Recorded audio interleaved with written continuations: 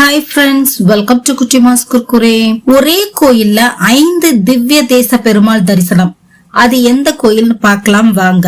திருவண்ணாமலை மாவட்டம் வந்தவாசியிலிருந்து 27 கிலோமீட்டர் ஆரணி போற சாலையில அமைந்திருக்கிறது ஆவணியாபுரம் லட்சுமி நரசிம்மர் திருக்கோயில்.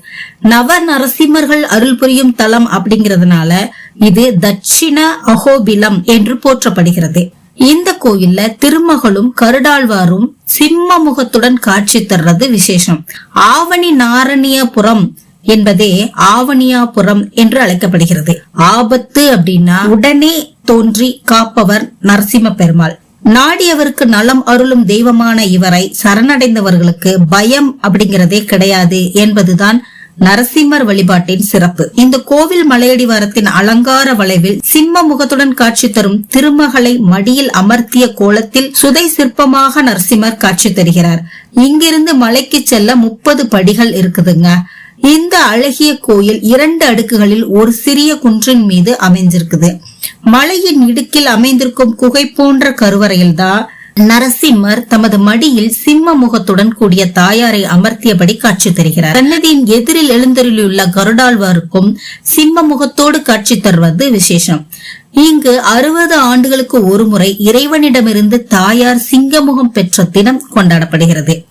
இந்த கோயிலின் உள்ளே சிறிய கருடன் சந்நிதியும் வெளியே ஆஞ்சநேயர் சந்நிதியும் இருக்குது.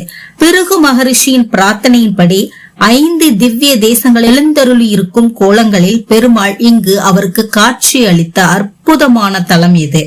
பிருகு மகரிஷிக்காக லட்சுமி தேவி சமேத நரசிம்மராகவும், ரங்கநாயகி சமேத ரங்கநாதராகவும், அமிர்தவள்ளி தாயார் சமேத யோக நரசிம்மராகவும், பெருந்தேவி தாயார் சமேத வரதராஜ பெருமாளாகவும், அலமேலு மங்கை சமேத சீனிவாச பெருமாளாகவும் 5 அவதாரங்களையும் காட்டியருளினார். இந்த கோவில் பல்லவர் காலத்தில் கட்டப்பட்டதாக சொல்லப்படுது.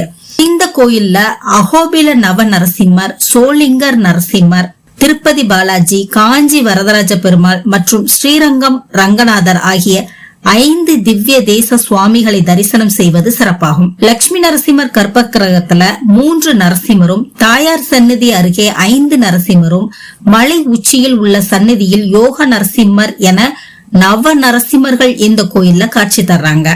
இங்க இருக்கிற ஆஞ்சநேயர் வில்லேந்திய வடிவில் வீர ஆஞ்சநேயராக காட்சி தருகிறார். பக்தர்கள் திருமண தடை நீங்கவும், மழலை செல்வம் பெறவும் இங்கு வந்து பிரார்த்தனை செஞ்சு குழந்தை பிறந்ததும் துலாபாரம் செலுத்துறாங்க.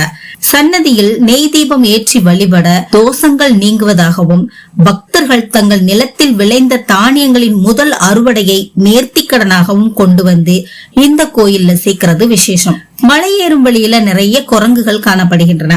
இந்த கோவில் காலை 6 மணி முதல் 12 மணி வரையிலும், மாலை 3 மணி முதல் இரவு 8 மணி வரையும் பக்தர்கள் தரிசனத்திற்காக திறந்திருக்கும். ஓகே ஃப்ரெண்ட்ஸ், நெக்ஸ்ட் வேற ஒரு இன்ட்ரெஸ்டிங்கான விஷயத்தோட நான் உங்களை சந்திக்கிற வரைக்கும் tata, bye bye, take care.